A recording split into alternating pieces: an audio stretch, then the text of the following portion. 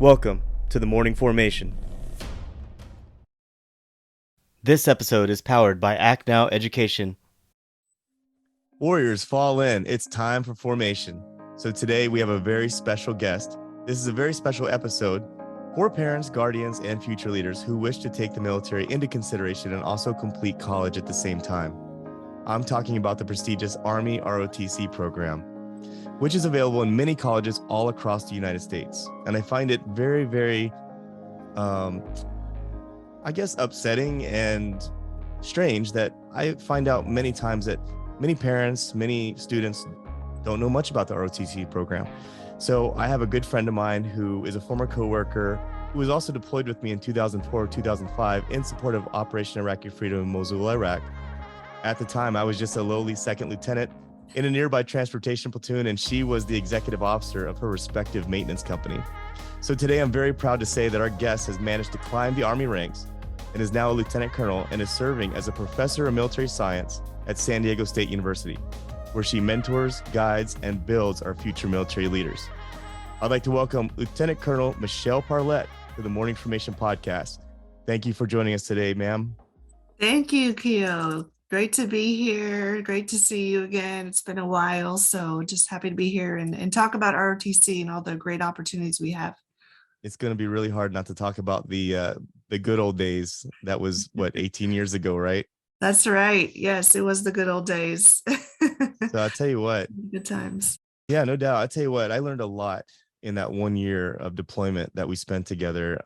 You were in a different company than I was. At the time, I was just 24 years old, fresh out of college, fresh out of officer basic course. And I talk a lot about my perspectives, during that time and the lead up to that. But what was that lead up for that deployment like for you at an early age? It was a little bit stressful. So we were at Schofield Barracks at the time in the maintenance company, and unlike today, you look around in the formation and everyone's wearing a deployment patch on their right shoulder. But at that time, there weren't a lot of NCOs or officers that had deployments behind their belts. And so we were all new to the experience, all new to all the train up leading up to the deployment and getting our vehicles ready. And we didn't know what to expect. And we didn't have a lot of people to tell us what to expect in a deployment to Iraq. But that also made us a lot stronger and a more cohesive unit because we had to go through all of that together. And everybody, again, was brand new to it. So we still stay in contact with, all the soldiers for 536 Maintenance Company. We have a Facebook page. And just yesterday, I saw a picture of 3 soldiers from that unit that got together in Florida. So it's really great. It was a tight-knit group. Out of my 5 deployments, that was definitely the most memorable and one of the best experiences I had in the Army because of how close we were as a unit. Yeah, I could certainly tell that the 536 had a huge cohesive family, because after the deployment, I actually went to that same company as well and worked. And I could tell you guys had over time prior to deploying had developed that closeness with each other through training and had that, like I said, had that cohesive unit. But, Michelle, I was looking at and by the way, I hope you don't mind if I call you Michelle versus Lieutenant Colonel Parlette. Yes, please do. I'm very proud of you, by the way, for, here we are 18 years later, and you are where you are right now. And not only you are where you are, but you're changing lives. So I'm very proud of you and your position that you're doing right now. I noticed, and I found it very, very fascinating. Would you mind telling our audience out there how you started out in the military, how this all began for you? Sure. Yep. I grew up in Southern Oregon in a small town, and I'd really never traveled outside of Oregon. All of our family vacations were in Oregon, camping and fishing and whatnot, hiking. So I really wanted to get out there and see the world. It was one of my primary reasons for joining the military. I also wanted to go to college, and I knew I didn't have, money to do that, at least outside of the state. So those were kind of my 2 primary reasons. My dad was in the Army for 3 years. He retired out of the Navy Reserves. So he talked about West Point, even though he didn't go there, he knew it was, in New York, so across the country and a premier education. So I applied for West Point out of high school, and I got disqualified medically for asthma and my eyes not being correctable to 2020. So I was advised to go ahead and go to college somewhere for a year, take some general ed stuff, reapply, and try to get a waiver for those medical conditions. So I went to Southern Oregon University for a year. I reapplied. I got the waiver for asthma, but not for the eyes not correctable to 2020. So I was, pretty bummed out because I still didn't have, a way to pay for college and get out of the state and do some adventures, activities. So went to the local recruiter, and my dad said, unless you want to be stuck on a ship, don't go to the Navy recruiter, which, I had no interest in that. So I went to the Air Force first. Didn't know if I'd like the military, so I only wanted to do a couple years. And the Air Force wanted 6 out of me. And I said, no, thank you. So then I went next door to the Army, and they had just started 2-year enlistments with college funds. And so I enlisted as a light wheeled vehicle mechanic. So that's kind of how I got into the military initially. From there, I went to Fort Hood. I loved the Army. But when my time was, my 2 years was up or close to being up, I did not want to be a mechanic anymore. I wanted to do something a little more, more adventurous, I guess, and more interesting. I was tired of being stuck, on the pavement under a Humvee for hours at a time in the motor pool and in the hot Texas sun. So I was getting out. And then my commander came to me and said, we have these green to gold hip pocket scholarships that the commander can submit you for. So I said, well, let me look into that. I applied for a 4-year scholarship. Didn't think I would get it because it was a 17% acceptance rate the year prior for those 4-year scholarships. So I was about 2 months out from ETSing, and they said, you're approved. You're going to ROTC. So that it was a scramble to get to University of Portland, where I ultimately did 4 years of ROTC and commissioned into the Quartermaster Corps from. Wow. So you kind of ran into some roadblocks and some obstacles, and you just kind of kept going, right? And just learned, I guess, it's really important sometimes to talk to people and just to learn new things. I can't tell you how many times I've just had casual conversations with people, and then they're like, well, I didn't know that. I didn't know that was even an option for me. And so that sounds like that's kind of how you navigated your entire career. And you're very fortunate to have a company leadership, a commander specifically that even offered that to you. So that's absolutely amazing. And I think over the years, I've heard so many stories about people running into roadblocks, people running into obstacles. And I think it's really important to highlight that there are other paths to get to where you want to go. There's OCS, there's ROTC, there's always the military academies out there. So it's important for you to look at all your options. And Michelle, moving forward from that, over the years, can you talk about some of your career highlights? I know you deployed it to Afghanistan in 2008. Would you mind talking about how that compared to your Iraq deployment? It was a lot different, right? At that time, it was a little later in the wars we had over there in the Middle East, and almost everybody had deployed at that time. And so there wasn't as extensive of train up like we had in 2003 and 4 to go to Iraq. And so there wasn't as much cohesion, I would say, within the units that I deployed to Afghanistan with. It was obviously I was a higher rank then, and so my responsibilities were a little bit different. Mostly office work in my later deployments to Afghanistan versus convoys in Iraq. And again, those experiences like convoys and being exposed to a lot of danger every day, not to say there wasn't on the other deployments, but being on the road in Iraq just brought the team together even more. And when you're stuck in an office doing, office work essentially, at the higher ranks, you don't have that interaction with soldiers as much. You don't have that cohesion that builds in the unit. So it's much different. Again, I love my Iraq deployment more than any other deployment I've been on. And that was one of the main reasons for that. Yeah, that's, man, you really hit the nail on the head when you talked about being out on the road and being around danger. I mean, before we jump into talking about ROTC, I just got to know your perspective on this. Did you, when at the time when you were deployed, because I want people to know in 2004, 2005, this is right after Fallujah. This is a very intense time in Iraq and very, very dangerous time in Iraq. And Michelle's company did different routes than I did. So we have slightly different experiences when it comes to the whole convoy operations. But 536 certainly dealt with their fair share of I guess danger and intense issues out on the road. I know you guys have gotten hit with IEDs several times.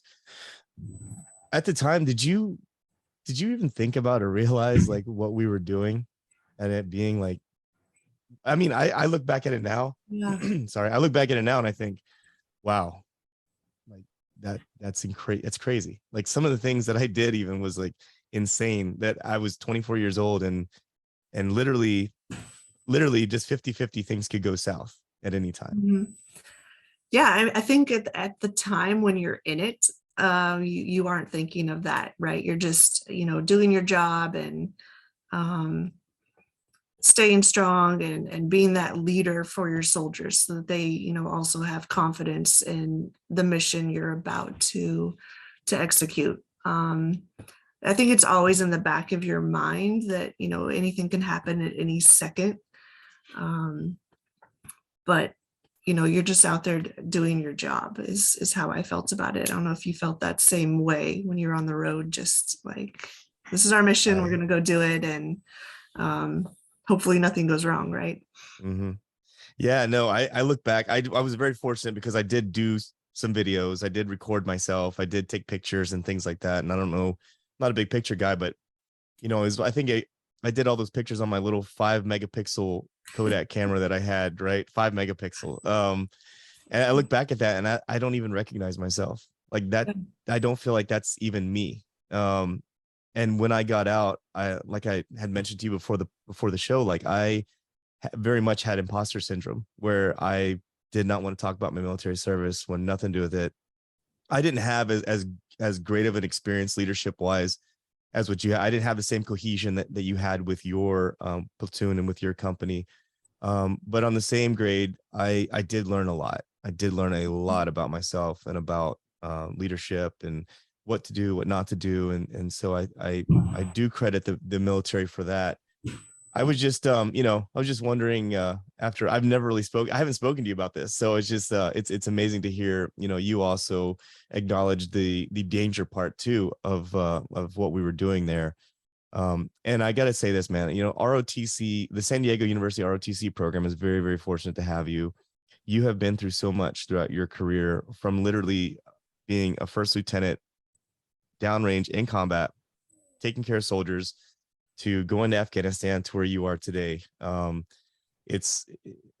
very, very fortunate to have you as their leader, like in that entire program. And so I want to talk about that right now. Talk about the ROTC program. Okay. Well, thank you very much for those kind words too. No, I really mean it, man. That's straight from the heart. Michelle, honestly, you've been through a lot, and there's no doubt in my mind that you're an extremely strong leader. And I have you on the show today because I want you to share a lot of what you just talked about and then talk about the San Diego ROTC program. So right now, currently, what are the scholarships that are being offered? Yeah, so there's lots of opportunities for scholarships in Army ROTC, more so than Navy ROTC or Air Force ROTC can offer. So the first, big one for high school students is the National Scholarship. And I was fortunate in March to fly back to Fort Knox and sit on the National Scholarship Board and review over 500 applications for national scholarships. But these are 2, 3, or 4 year, full ride scholarships for high school seniors going into their freshman year of college. And what the board is looking for is scholar athlete leader. So it's called the SAL criteria. So it's, students who have high GPAs, part of National Honor Society, that are, varsity sports athletes, team captains, all state, all conference, multiple sports, individual sports count as well for points on the board, such as jujitsu, running marathons or 5Ks, those things that are maybe not as necessarily, team sports. And then the leader portion, Boy Scouts, Eagle Scout, Girl Scouts, clubs, all student body presidents, part or full-time jobs, summer jobs, things like that is what will qualify you and make you competitive for a national scholarship. So that's the first place that anybody coming out of high school should definitely apply for. Even if they're service academy driven, they want to go to West Point or the Naval Academy, still apply for a national scholarship, as a backup plan, because not everyone's going to get into a service academy. And diverting a little bit, even if service academy is your dream, if you don't get in that first year, do ROTC for a year, apply for that national scholarship. And if, you like ROTC, but you still want to go to a service academy, the professor of military science at your university can actually nominate you to go to West Point. So in the last couple of years, I've sent 2 of my cadets to West Point. It's hard to lose them from my program, but ultimately the end game is they're still going to commission into the Army as a second lieutenant, just like our ROTC grads are. And so we're still putting, very high quality officers into the Army that, initially didn't get into West Point. So that's a little known fact about the service academy piece and how ROTC professors of military science can nominate. The next one would be the campus-based scholarships. So if you're already in ROTC, or you're just a student thinking about ROTC, that's, high quality. Again, we look at the scholar athlete leader criteria. So we're going to look at your GPA, your college GPA, if you're already in college, and we get money every year to offer scholarships to cadets. New cadets, coming into the program, or ones that are already in, that are not contracted and not on scholarships. So that's the campus-based. We also have what's called GRFD, Guaranteed Reserve Force Duty scholarships, and dedicated Army National Guard and dedicated reserve scholarships. So for those, you pretty much lock yourself into not going active duty after graduation and commissioning, but going into the Guard or Reserve, whoever it is that's paying for your scholarships. That's another great opportunity, especially if you want to, stay in a certain location. So like I'm in Southern California, if you want to use your degree in a civilian job full-time and do Army kind of on the side, then you accept a National Guard or a Reserve scholarship, a GRFD, and then, upon commissioning, you serve in one of those components versus going active duty and being an everyday officer in the Army. Subset of that is what's called the Minuteman Scholarship. So it's also a Guard or Reserve scholarship that requires a nomination from the civilian aide to the Secretary of the Army, which there's at least one in every state that can nominate you for that. And they have 2, 3, and 4-year scholarships as well. That window just opened up a couple months ago. Same criteria, scholar athlete leader. So do well, obviously, in high school and get involved in lots of activities, and you can be nominated for that. And again, much like GRFD, that locks you into the Guard or Reserve.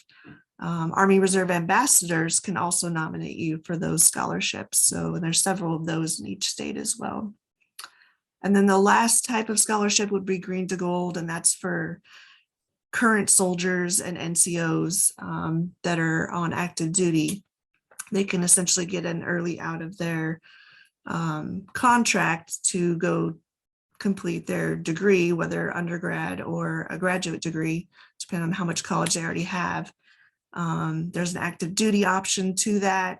where you would stay active duty, your time would still accumulate, but you would have to pay for college. So it's not necessarily a scholarship. So two types of green to gold scholarships, either fully funded by the Army, or you continue to get your BAH and your entitlements, but go to college full time and still accumulate your time towards retirement. So yeah, that's a lot of scholarship opportunities. But again, for high school students and parents who are looking at how do I pay for my son or daughter's college, national scholarships is definitely where to start.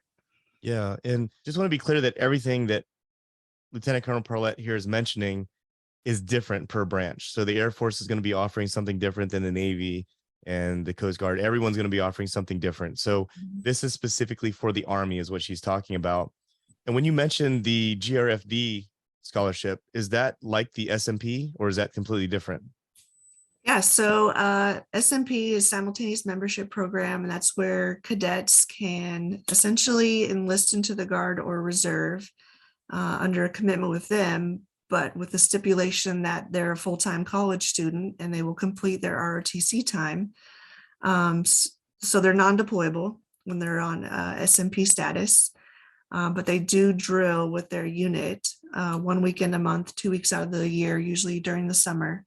So it really does give them a leg up on other cadets because they are getting that experience in a unit, shadowing a lieutenant, doing lieutenant type work. They're getting paid as an E5 sergeant while, for the drill weekends and their annual training. So a little more monetary incentive as well. So that's just an option. You don't have to be on a GRFD scholarship or any type of scholarship to do the simultaneous membership program. Again, if you just want that extra, experience in a unit to bring back to ROTC and prepare you better to commission and serve, then that is an awesome opportunity. And I think you did SMP as well, right? Yes, I did. I did SMP. And when you talked about having a leg up, because you have to go through basic training, you have to go through your AIT training, all that stuff. When you're talking about having a leg up, just a real quick funny story. There was a 4-year scholarship cadet that was coming to the university, going to be their first year. And I guess the supply sergeant, back then, supply sergeant was like, here's your stuff, get out of here, and so he handed out these uniforms to all these new cadets. And this one guy was specifically, he was just told to wear it on day one. And I guess he didn't get boots. Oh no. So he showed up with these are the old BDUs, the old battle dress uniform. And he shows up wearing his battle dress uniform, and bless his heart, he decided to wear cowboy boots. Oh my gosh. And tuck in his BDUs. So he showed up day one, learning how to stand in formation. And we just looked at his boots like, what the heck is that? Like, well, that's great. He's like, well, I don't know. I was just told to wear my uniform and I'm doing my best. Like, you told me to wear boots. I wore boots. I was like, bless your heart. Because I went through basic and I knew how to, wear the uniform. I knew, so anyways, it's just funny. Great. Funny story there. I hope somebody got some pictures of that. Oh, you know what? I wish that was just, you can imagine what that looked like. It just, I was like, hey, joining the cavalry already, huh? Like, yeah. But, so a lot of times I'm talking to folks and they're interested in like getting into cyber tech. And I don't know if you know a whole lot about the opportunities that the cadets can actually transition into when it comes to the branches themselves versus like times past. Are there any new opportunities that you've seen come over the horizon for folks to take advantage of that might be something that they don't really know exists as far as branching career-wise? Yeah, so, cyber is a fairly new branch, and we actually have a lot of cadets who are interested in branching cyber. Most of them are computer science majors, though that's not a requirement. The way the new branching model works for active duty, I'll talk active duty only right now, is cadets have a preference sheet. And there's 17 branches they can choose from. There's, military police, there's infantry, field artillery, quartermaster, transportation, finance, adjutant general, the list goes on and on, but cyber is one of those as well. And what they do is they fill out essentially a resume. It's got all their college classes and, a personal statement about their interests and why they want to serve in whatever their top branch choice is. They take a talent assessment battery called a tab that'll tell them kind of what branch they're best fit for, but that doesn't lock them into any branch or necessarily mean that they'll go into that branch, because the Army is going to look at the preference sheet, what you have as your top branch choices. And then they'll do an interview with the actual branch, a Zoom interview, much like this.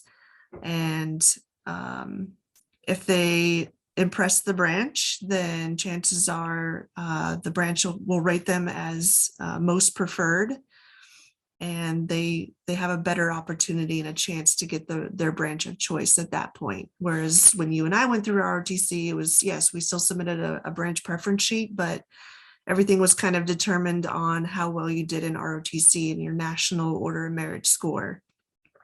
So you may not end up with active duty, may not end up with the branch you want. Now it's, cadets have a little more say in doing what they ultimately want to do. Yeah, I think that's really important too. Like I ended up getting into a branch that I really didn't care much for. Honestly, it was ordnance, and I didn't know what I was doing at the time. But I was in the Army, so that I got past that big hurdle in itself. And I think it's important for folks out there to fully understand what their options really are, and to make sure you have those conversations before you actually pick. Yes. Because it's something that you may be locked into for a while, and something that you're going to be fully doing, for 4 years or more. Yeah, and I think the beauty of this new model, there's a virtual branch orientation website, and every branch has videos about what their branch is about. They have slides that show, what skills they're looking for in that branch. You obviously have your ROTC cadre. You might have family that's been in the military that can tell you about some of these branches.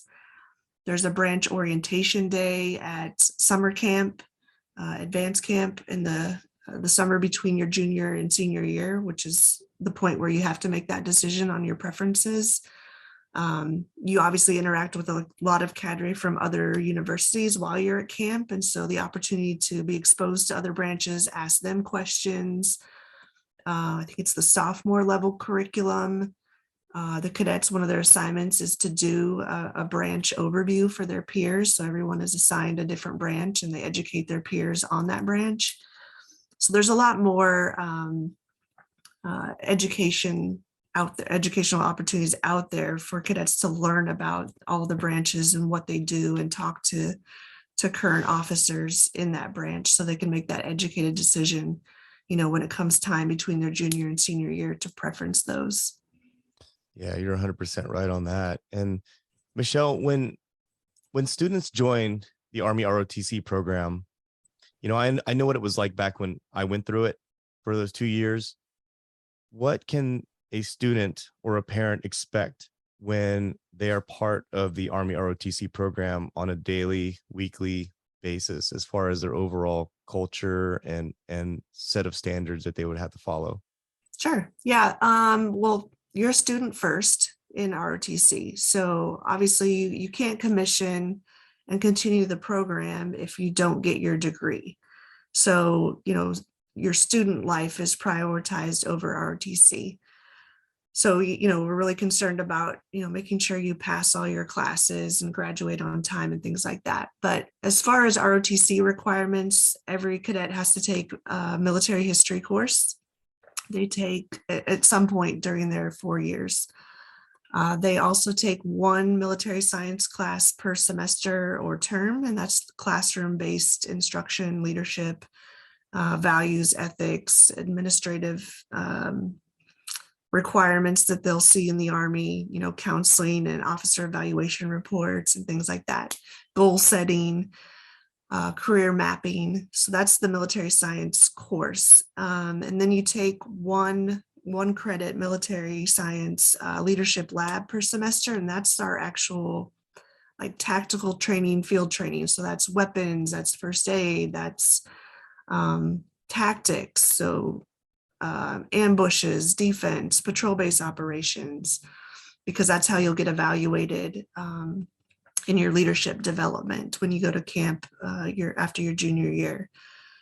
We do one field training exercise every semester, so that usually runs Thursday through a Sunday. And that's when we actually go out to the field and we're applying all of those skills that we've learned throughout the semester and practicing leadership at the squad and platoon level. We also go to the range, the M4 range, once per year. We go to Fort Irwin in February of every year. We take our juniors and seniors and they actually go out and qualify on table 6, which is the new firing tables for qualification. Beyond that, there's a lot of other opportunities to participate in. There's Ranger Challenge, which is a competitive sport within ROTC. There's color guard opportunities. You can be on the color guard team and present the colors and flags at different events in the community. Like we do Padres games, we do San Diego Loyal soccer games. We just did like a pistachio festival. I mean, we get calls and requests all the time. Also our own internal ceremonies like the commissioning ceremony, award ceremonies, we use our color guard for. There's a lot of volunteer activities. It really depends on, every program is different, but we do a lot of volunteer activities, fundraising activities, ticket taking at SDSU Aztec football games, handing out water at 5K races. We did a blood drive when there's still an ongoing national shortage. So cadets go donate blood. So we do a lot of other activities that cadets can get involved in. Yeah, it sounds like a group and a club within itself. I mean, honestly, when I was part of the ROTC program, I joined the Ranger Challenge program, the color guard.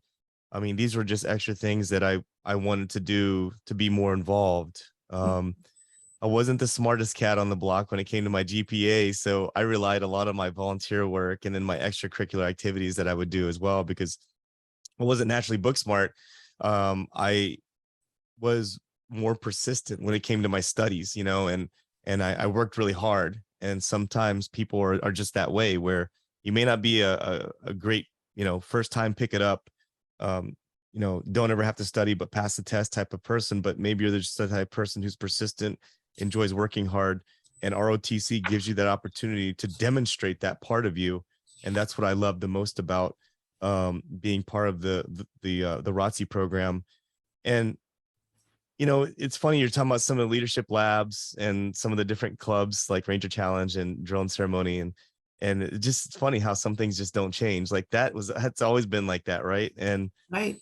Can you break it down per year? So freshman year, and I want people to understand that when we're talking about leadership labs, what this is just a regular, it's listed as a regular college course that gives you credits towards graduation, right? And so you would schedule this class as if you would the rest of your classes. So if you're taking 4 classes, for example, towards your studies, you would add leadership, the leadership laboratory to your, I guess your overall transcripts. Course load, yeah. Yeah, your course load, right? Yeah. And so I understand that the leadership labs are broken down freshmen, sophomore, juniors, and seniors, right? And then you also have another leadership lab where everyone kind of comes together. So no, the leadership lab for San Diego State, it's Mills 96. So that's what's in the course catalog. That's what you register for, whether you're a freshman or a senior. Okay. And for our program, and again, every program is a little bit different as far as when their leadership lab is. Some universities have like one super Saturday a month, and that is that leadership lab. And it's an all day Saturday, train everything. Really? The curriculum that day. For us, we do it on, well, this year we're changing it, but Thursday afternoons is when we've done it. And so all of our freshmen through seniors come out on Thursday afternoons for about 2.5, 3 hours. And they are training on, again, those tactical non-classroom type skills. Usually we coordinate our military science classroom-based classes to work in conjunction with the lab. So if, for example, we're doing land nav on Thursday, Tuesday's class, classroom-based portion is going to be about map reading and compass use and, terrain features and terrain association. It'll be all about, land nav in preparation for Thursday's lab. And then Thursday's lab, freshmen through seniors, again, are out there in the field doing a land nav course, getting their pace count, shooting azimuths with their compass, things like that. For freshmen, sophomores, we pair them up together with a senior because we know it's their first time, for example. But again, everybody is training together. Yeah, no, that's really good, because back when I went through it, they would have like the 101, the 102s, and the 100s, 200s, 300s, 400s. The 400s were the seniors, the 300s were the juniors, and so on and so forth. And I remember they would have us do like rappelling, and they would have us tie in knots and things like that. Like you said, land nav, they'd have us do that, just beat and brush through the nearby woods next to the campus. And that was great for recruitment too, because other students would see us doing this, and then we would wear our uniforms. Which do they still have the cadets wear the uniforms like when they're on campus that day?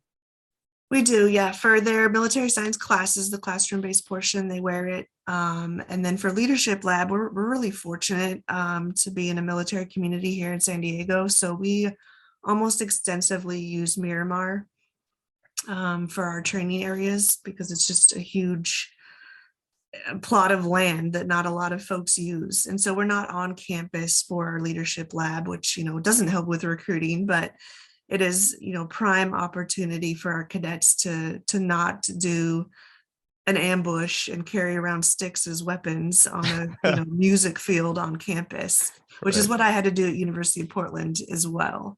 So it's a lot more realistic. We can use the actual, dummy rifles or the rubber ducks.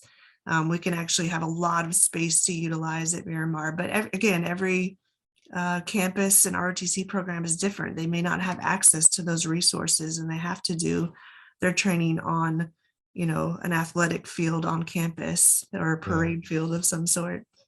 So it just helps train our cadets better for what they're going to experience at summer camp between their junior and senior year.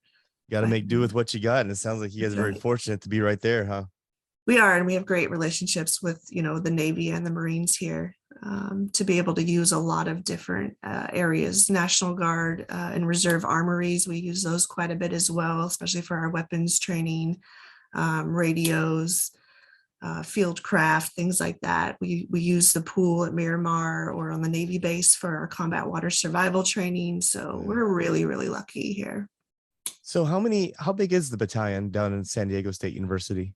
So we have about 90 cadets right now. Obviously, COVID put a damper on our recruiting efforts. We had very strict rules here in 2020. This was actually the first year, even though I've been here going on 3 years now, that I was on campus for an entire year. So we couldn't do the normal recruiting events. We could do like tabling events, the Miramar Air Show, all that in-person stuff. And we were without a recruiting operations officer for quite some time as well. So I think being on campus this year and getting involved in our high schools that were, in person again this year, and having a great recruiting operations officer and a lieutenant who's focused on recruiting, the program's going to grow. So we're already looking at about 30 new cadets for this coming year. So it's going to get a lot bigger, but about 90 right now. Yeah, I really think that the Army ROTC program is a great opportunity for folks. And it's I don't know why it's not known. All I hear about is the academies. And then when I mention to someone, what about Army ROTC? They're like, well, what's that? And then it just breaks my heart to the fact that people don't know. And honestly, I didn't know either. I was enlisted in the National Guard, and one day my platoon sergeant had mentioned it to me, and it all got kicked off and started when I simply walked up to the Army ROTC office. I just walked up there, didn't know what to expect, and just talked to the secretary and said, hey, I'm here to get some information about the ROTC program. And then from there, they sent me to the recruiting officer's, office. And that started the whole thing. And I think that's the first step that you got to take, is go to the campus, talk to the professor of military science, talk to the recruiting officer, and get the information, because Lieutenant Colonel Parlette literally just went through a whole list of scholarships that you could be eligible for, to put in for, and you may not even know anything about it. And I think that's the key, is to do your research and to get information on the program. And in your opinion, Michelle, what are the top 3 things that both parents and students need to know about joining and being part of the Army ROTC programs? What are things that you typically see or hear about that parents or students later on go, well, I didn't really know that, or I really didn't understand that very well? What are things that they should know before joining and being part of the ROTC program?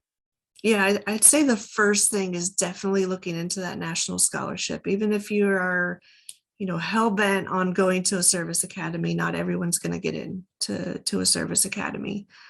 So actually applying for the national scholarships, the window just opened up June 12th for that national scholarship. So seniors can be looking at that now.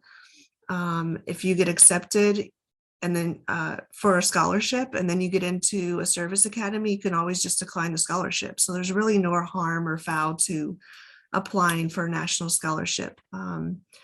With that too, I would say apply early.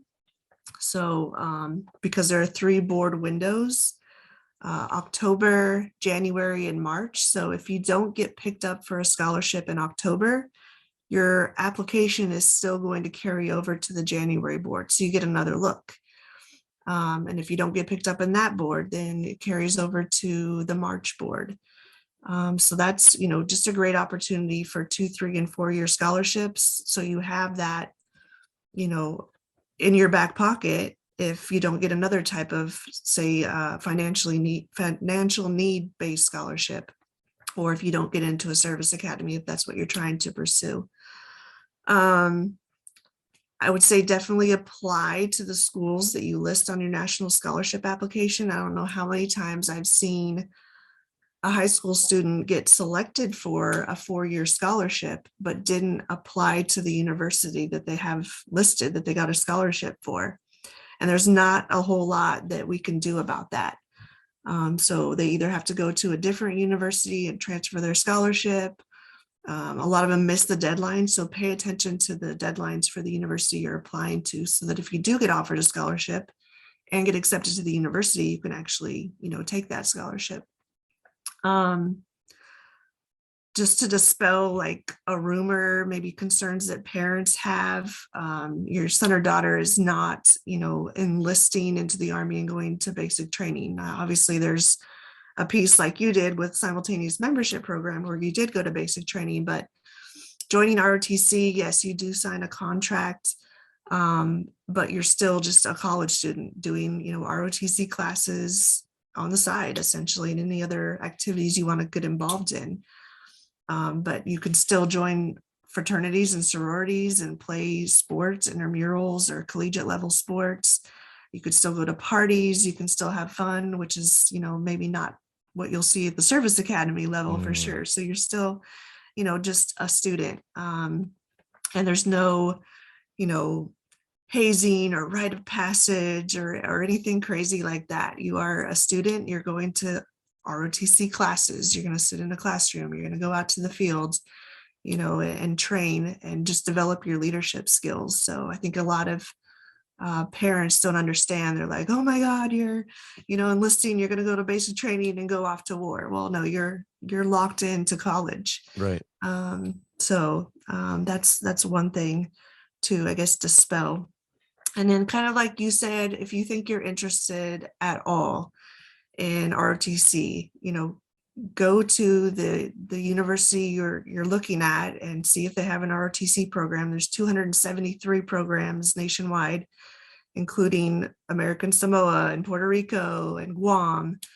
But go to their website, find their ROTC information. There'll be contact info there for the recruiting operations officer. You can jump on a Zoom call with them. You can do a telephonic. If you're in the local area, go pay them a visit, and they can tell you all of the ins and outs about what you need to join the program. with that, you don't have to contract immediately. You don't have to commit to it. You can just be a college student and enroll in ROTC classes. It's open enrollment until it gets to the junior and senior level classes, but you can take leadership lab. You can take, military science 101. You can take military history, get involved, as much as you want. And if you then decide, yeah, this is definitely something I want to do and I want to stay in the program, then you can look at contracting and meeting all the requirements to contract. But you can be just, again, a regular college student. It's called a participating cadet or an enrolled cadet without being contracted and having any level of commitment to the service afterwards. So that's a really good thing. But reach out to the recruiting operations officer, do your research online. Yeah, I'll make sure I put it down in the show notes. Yeah. Everything that you mentioned today, it's, for people to reference. I always do that. Yeah, actually, what you mentioned, the civilians that show up for the leadership labs, like that was me. Like, so before I went SMP, that's what I did. I before I committed, I showed up to the leadership labs and, hey, is this thing for me or not? And it was very welcoming, and I enjoyed being around the other cadets. And the next year I went ahead and jumped and did the SMP, the simultaneous membership program, and the rest is history. And something that you mentioned, which kind of made me grin and smile about, was you talked about the service academies. And I want to share a story. I had a really good buddy of mine. He is a service academy graduate. To keep it very, very general, I'm not going to say which, so he doesn't know who I'm talking about. But one day we were standing there. It was our first job after we both separated from the military. We're standing there in our current employment in a civilian side. And I asked him, I said, so are you glad you went to a service academy? He's like, not really. And I was like, why? He goes, because we're both standing right here next to each other and we have the same job. And he's like, you had the experiences of going to college, going to basketball games, football games, and really just enjoying yourself, and had the whole college experience. And I went to an academy where everything was regimented, very strict. And not to poo-poo on the academies, but there is a difference there, and when you're going to San Diego State University versus a West Point or an Air Force Academy, it may not be for everyone. And so really, really consider Army ROTC when you're looking at your options for the future. And like Michelle said, even if you are a civilian and you're currently taking classes, whether it be San Diego State or wherever you're at, you can sign up for leadership laboratory classes, go to class, you get credits for that class, and just see if this gels with you, if this is your thing, if this is something you might want to get more involved in, because you never know. Even when I was a gold bar recruiter for my university for about 3 months, I had a lot of civilians that would literally just walk up and say, hey, I want to sign up for your leadership labs. And then we would go rappel or do land nav, and we teach them stuff, and they'd be like, this is really cool. How do I get a scholarship? How do I become part of the family?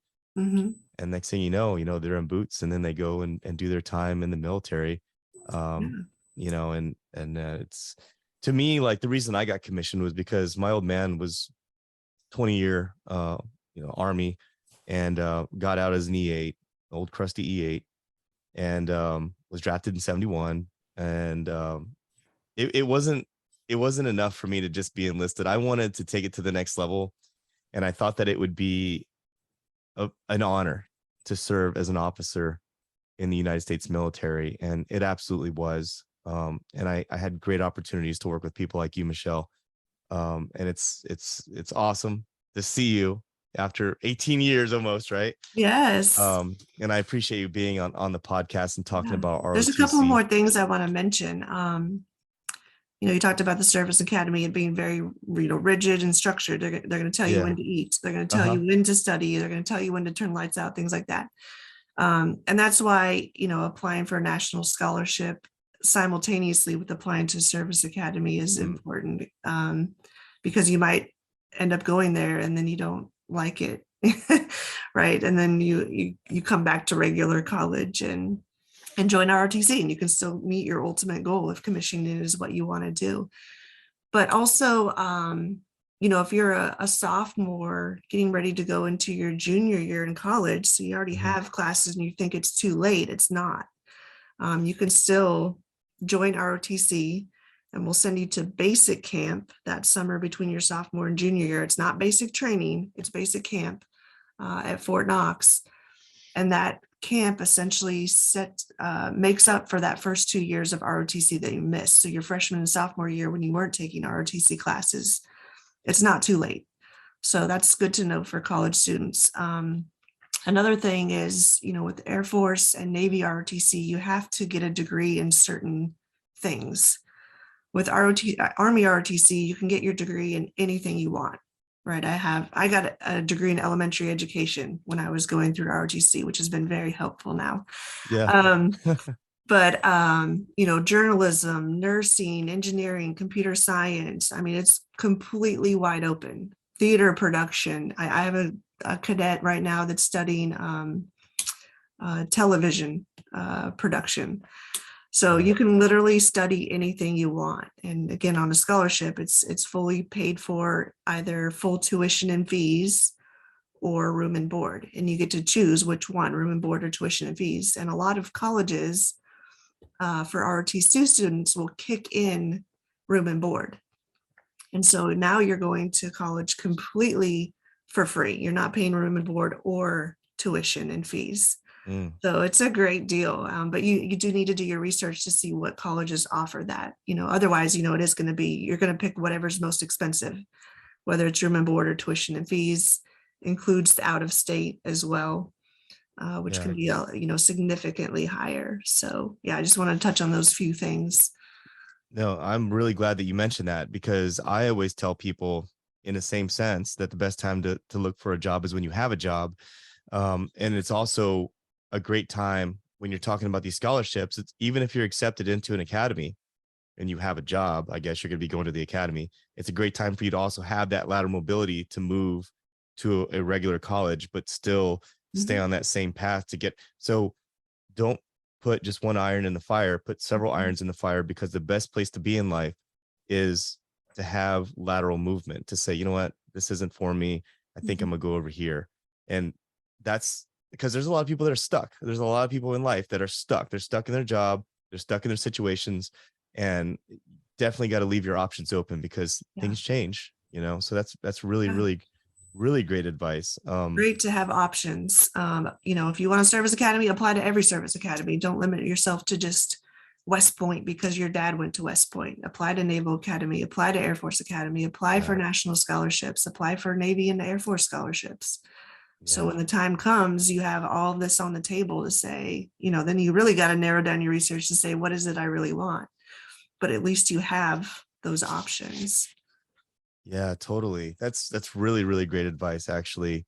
Is there anything else that you feel like we didn't cover as far as ROTC? We covered the branches, we covered the scholarships, we covered the alternative routes. I know there's a lot of things that have come up recently, as of recent times, that weren't around when I was in. Is there anything else that we didn't quite cover? There's a lot we didn't cover. There's so much, because it is such a great opportunity. Well, I didn't know about the whole the Navy requiring you to get certain degrees. I didn't know that. Like, I thought that you could, just like Army, because what you mentioned was there was other cadets that graduated with me that like one was in theater, and she became an Army officer. Like, it's just, I thought all the branches were the same way, but I didn't know that it was specific. I did too. And then I found out, you have to study like aerospace engineering, and to get a certain branch in other. Right. Wow. Right. Just talking about some of the other benefits though. Once you're contracted, whether you're on a scholarship or not, you get a stipend every month of $420 a month for 10 months. So during the academic year. And then you also get a book stipend. So you get $1,200 a year, $600 every semester to pay for books. So, being contracted, not even on a scholarship, you're still going to get paid a certain amount. Just some of the other opportunities I just want to mention too, like over the summers, Project Global Officer I think they probably had COLP. When you were a cadet, the Cultural Understanding and Language Proficiency Program, well, that's went away. Now there's Project Go, so 10 weeks over the summer, you can study a strategic language for free. You get the college credit for that. You get additional accessions points for your National Order of Merit score. And it's offered at several universities across the US. And again, it's fully funded. They're going to pay to house you in the dorms. They're going to pay for that cultural training, cultural and language training. They're going to pay for the testing. And so it's just another opportunity for ROTC cadets. And that's open to Army, Navy, and Air Force Marine cadets and midshipmen. You also have the opportunity over the summers to go to airborne school, to air assault school, to master fitness trainer, to mountain warfare, to sapper leader course. I mean, there's tons of internships that you can apply for. And to be competitive for those, obviously you have to be a good cadet. Right. So getting good grades, being involved in the program, like you said, you were, in Color Guard and Ranger Challenge, and you participated in those volunteer opportunities and different things, and you did well on your physical fitness test. So those, I as a cadet myself, I went to airborne one year and I went to air assault another year. Once you get into the military, depending on what unit you go into, you may not get that opportunity ever again. Right. It's pretty competitive. So to go as a cadet because you've been a great cadet and you're competitive for that, that's just one more opportunity. And then there's cadet troop leadership training, Ctlt. During the summer of your junior year after camp, you can go embed with an active duty Army unit. You can go to Hawaii, you can go to Germany. I had a cadet last year, went to Italy, for 30 to 40 days. And you're just shadowing, a unit and a lieutenant and learning about the different branches before you actually have to make that branch choice. Go around and talk to the military intelligence officer in the S2 shop, talk to the adjutant general officer in the S1 shop, and the quartermaster logistics captain in the S4 shop, and see if that's really what you want to do, because you get to see them do it on a day-to-day basis for, 30 to 45 days. So another just great opportunity. Yeah, I was going to get to that about the airborne air assault Ctlt thing. I had completely forgotten about that as well. I actually took advantage of Ctlt, the cadet troop leadership training, and they sent me to Germany. Unfortunately, the unit, unfortunately or fortunately, however you look at it, the unit they sent me to was deployed. The entire base was deployed. Oh no. So I sat with the rear detachment for 30 days, which wasn't bad because there was a group of us. We all went and explored Germany and had a great time there. Mm-hmm. But like you mentioned, though, I passed up airborne to go to Ctlt, and I never got that chance to do that again. I thought airborne, I'll do that later. I'll do that. That'll be another time, right? And you came out as a second lieutenant, double stacked.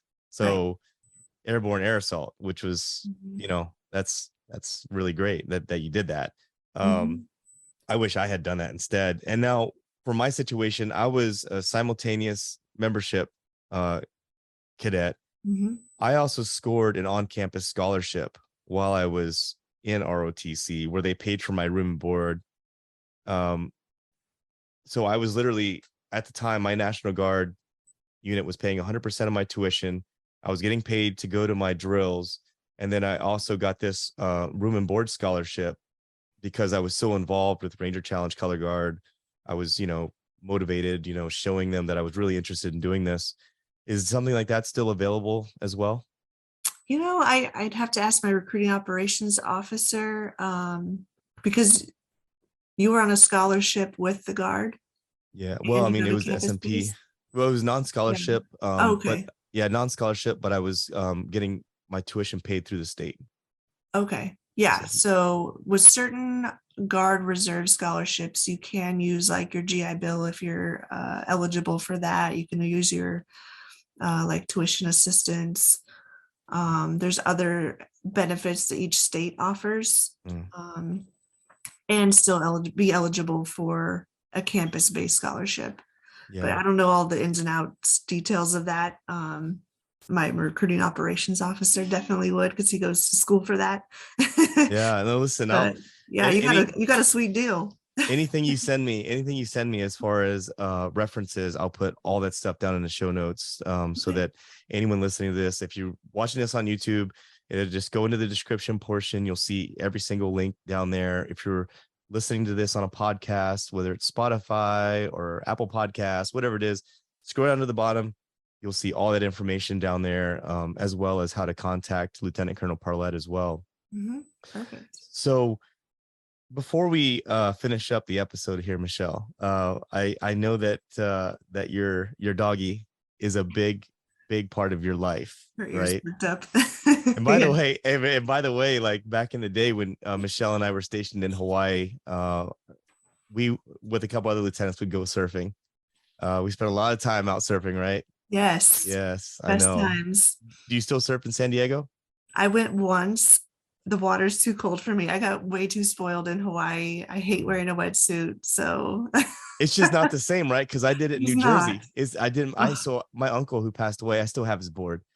When I was in New Jersey, I actually paddled out, and it was so rough, and it was so cold, and I was like, "This isn't Hawaii." Dirty, yeah. You can't see to the bottom. It's dark. Right. So I feel you on that one right there. But yeah. So tell us about your dog before we end the show, because I know she's a big part of your life, right? Yes, this is her. This is Peanut. And I adopted her from a shelter at Fort Hood a few years ago, 2015, I believe it was, maybe 16. But she was the Dogs on Deployment Military Pet of the Year and mascot in 2018. So,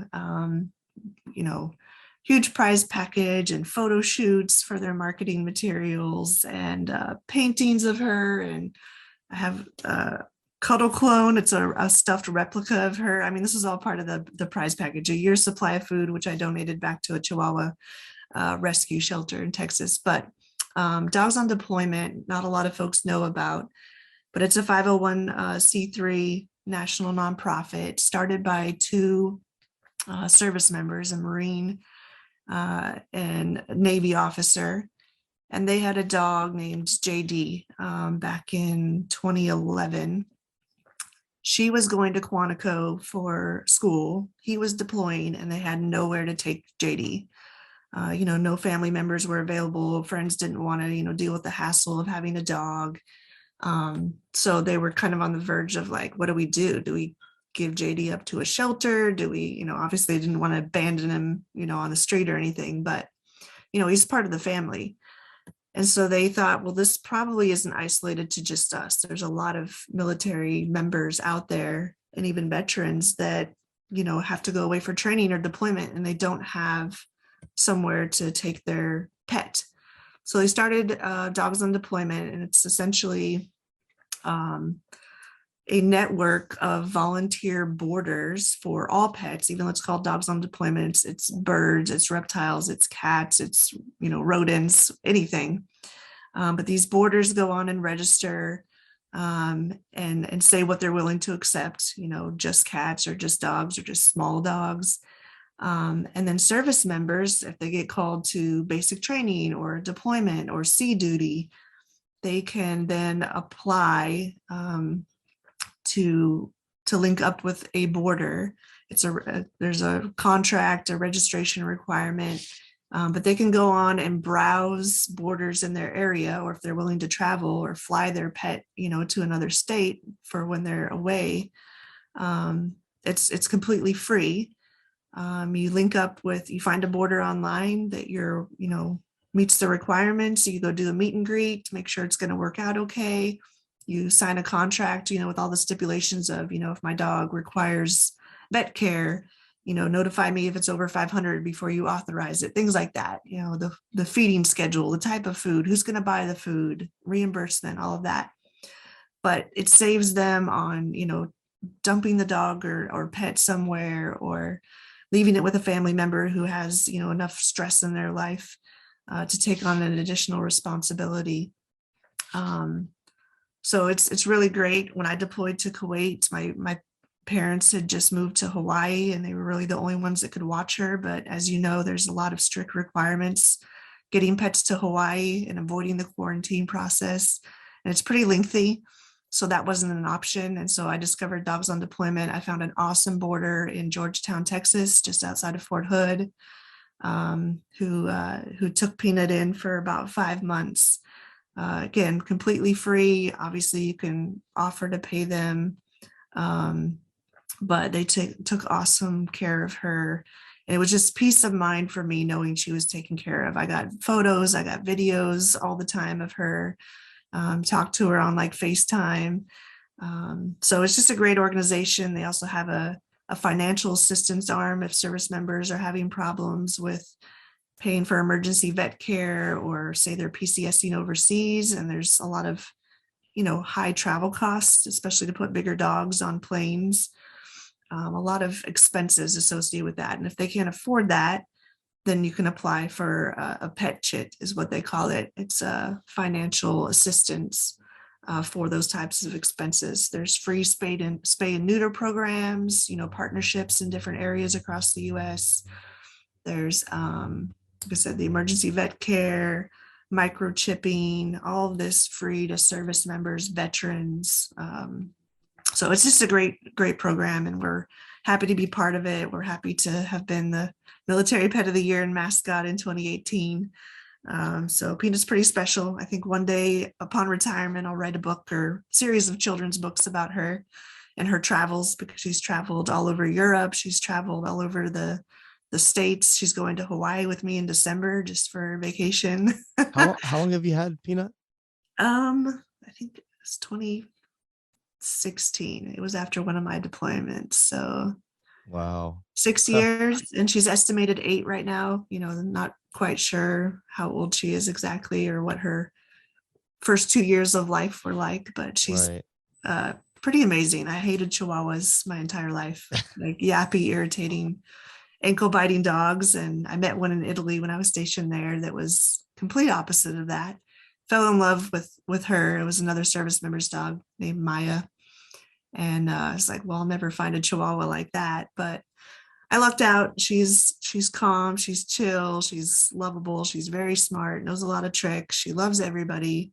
Yeah. Kids will be petting her and pulling on her, and she just sits there like, all right, Mom. I know so many people that develop such a special connection with an animal throughout their life. I mean, there's always that one or two that you just never forget. And yeah, I've had a couple in my life. I've had 2 dogs, both named Ranger. I don't know if you remember, I had a dog when I was in Ranger, and he was a black Labrador. He was a black lab / pit bull. And he passed away, but a smart dog, really intelligent dog. And then I had another Ranger when I was just a little kid. And it was just so weird how they both had the same name, but they had the same temperament. And you don't find connections like that in animals like that. So I can certainly understand, how, she's a part of your family. Yeah. She's pretty amazing. She goes everywhere with me, everywhere. So anyone out there that's interested in contacting you, Lieutenant Colonel Parlette, what's the best way for them to contact you? My email is probably best, and that's mparlette@sdsu.edu. Okay. You can just Google San Diego State Army ROTC. That'll take you to our kind of homepage, and there's a cadre tab, and it's got all my cadre with their pictures, with their emails, with their phone numbers listed on that page. Even if you're thinking about going to Notre Dame and haven't been able to contact someone in the ROTC department, for example, you can contact any ROTC department, and they can tell you, what ROTC is all about, what's required to join the program, to actually contract and get your benefits started. They can tell you about national scholarships, but my recruiting operations officer and anybody on my team is, open to talking to you regardless of where you want to attend college. Awesome. Yeah. Awesome. And just to round out the episode, Lieutenant Colonel Parlette, is there anything else that you'd like to tell the audience out there, or finish out with just summarizing this entire conversation that we had? I think the biggest thing is, like we talked about, opportunities. Like, certainly get out there, get involved, do a good job, ask questions, and apply for any and everything you possibly can. There's, no fee to apply for West Point. There's no fee to apply for a national scholarship. So just get out there and do it, and, see what your opportunities are, months from now, as far as universities, as far as, service academies, ROTC, check them all out, right? Just educate yourself so that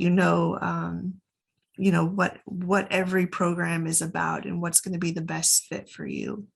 Yes. Have And those start conversations. early. Yes. Have those conversations. Start early. So much great advice today, Michelle. And I really appreciate you being on the podcast today, but highlighting a lot of what ROTC has to offer. I think it's a great opportunity for folks out there. It's very unfortunate that not a lot of people know much about it.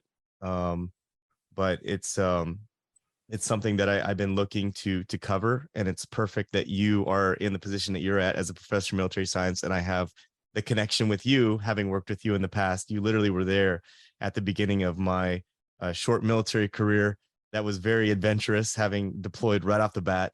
I got to tell you this before we end the show, and I am extremely proud of you and where you are today. Like I said before, I think San Diego State University is extremely lucky to have someone of your caliber working for them. And I appreciate over the years you staying in contact with me. It means the world to me. I really don't talk to a whole lot of people that I worked with in the military. It's just over the years moving around, and and somehow we managed to connect on LinkedIn, connect on Facebook, and still keep in touch. So I think that's absolutely awesome. And thank you for being a part of the episode today. Thank you very much. I'm very proud of you too, even though it was a short stint. You said in the military, it was a very important stint. And, it was just really a pleasure to serve with you for the time that we did. And I'm thankful that we were able to stay in contact as well. You've always been a really good friend, and we always joke around and have fun and surf. Yeah. And hopefully we'll get to do that again someday. If you ever get back to Hawaii, please, you're welcome to come on over, and I'll be retired there, maybe in a year, maybe in 3 years. We'll see. But we'll try to paddle out.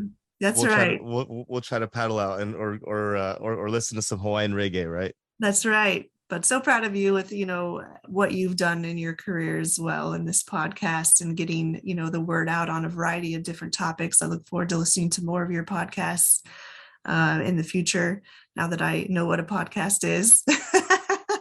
But great job with the morning formation and all that you've done in your life, and all the successes you've had, and for your service as well. Thank you so much. Thank you so much. Yeah, I love podcasting mainly because when I started listening to it, I started developing sort of an intense relationship with the speakers, when it came to listening to what they were actually saying. And it took my visual away and just made me focus on the words specifically. So, that's why I did that. And no, it's an honor to have you on the show. And for everyone else out there, please take the advice that Lieutenant Colonel Parlette talked about. If you have kids in your family, whether they're nieces, nephews, or they're your own kids, or maybe they're just the neighborhood kids, and they're going to be graduating high school soon, you want to put them on the right path, give them the right azimuth, the right direction to head in. ROTC is a great way to go. You're literally talking to two people that utilize that program to get forward in their own careers. Michelle's done 18 years or 20 years so far? 21. Wow. 21 years. 21 years. If I was still in, I would have 18 years in the military right now, which is hard to believe. Life goes by so fast. Please have them take a look, have them have the conversations with the recruiting officers at their local universities that have ROTC. Contact Lieutenant Colonel Parlette, contact San Diego State University ROTC program if that's what you're interested in. Get them out there and get them headed in the right direction, folks. And as far as the morning formation and Lieutenant Colonel Parlette, we want you to stay tuned, stay focused, and stay motivated. Warriors, all out.